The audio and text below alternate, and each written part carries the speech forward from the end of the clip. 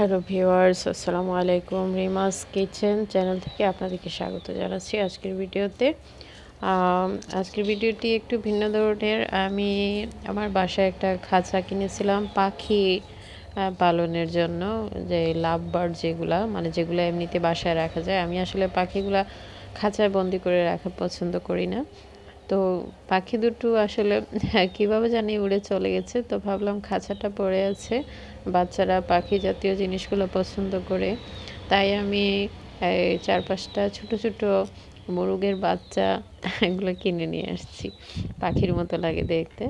তা আমি আসলে এগুলার মানে যে গন্ধটা, এটা আসলে সহ্য করা সম্ভব হয় না, কারণ এগুলো পালার জন্য এক্সট্রা ঘরের প্রয়োজন, আর আমাদের বাসায় সেরকম স্পেস নেই।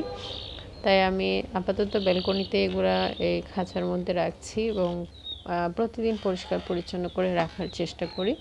আপাতত এগুলো মানে যাতে গন্ধটা নাকে না লাগে। তো আমি চাচ্ছিলাম একটু 2-3 মাস পরে একটু বড় হয়ে গেলে সেগুলো আর কি খাওয়ার যোগ্য হয়ে যাবে। এগুলো মানে লালন পালন করার মতো এত মানে স্পেসও নাই, প্লাস এত আসলে সময়ও নাই এগুলো করার। তো এই যে বাচ্চাগুলো অনেক সুন্দর হয়ে গেছে। এগুলো আরও ছোটো নিয়ে আসছিলাম, অনেক ছোট ছিল একদম জন্মের পর।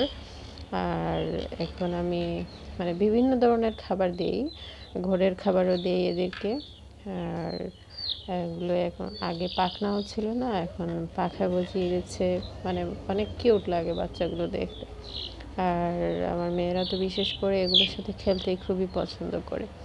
আমি এগুলো প্রথমে আলাদা একটা ঝুড়িতে বা কোনো কিছুতে নিয়ে তারপর খাঁচার ভেতরটা পরিষ্কার করে ওদেরকে খাবার দিই। পানিটা প্রতিদিন চেঞ্জ করে দিই খাবারটা, এবং নিচে ট্রে আছে, ট্রের উপরেও আবার আমি একটা আলাদা কার্টুনের কাগজ বিছিয়ে দিই। কাগজটা প্রতিদিন চেঞ্জ করে দিই। 5টা বাচ্চা নিয়েছি এবং বাচ্চাগুলো মাশাআল্লাহ এখনও সুস্থই আছে।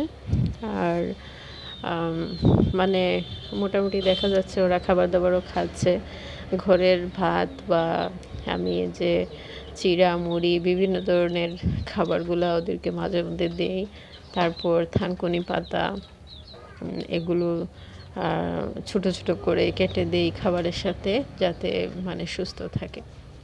তো দেখতে পাচ্ছেন ভিউয়ার্স, মুরগির বাচ্চাগুলো মানে অনেক সুন্দর লাগছে, কিউট লাগছে। আপনারা চাইলে এরকম ছোটোখাটো একটা খাঁচার মধ্যে 2 থেকে 3 মাস পেলে অন্তত খাবার যোগ্য করতে পারবেন, যদি বাচ্চা না ফুটাতে চান। আজ এ পর্যন্তই, ভালো থাকুন।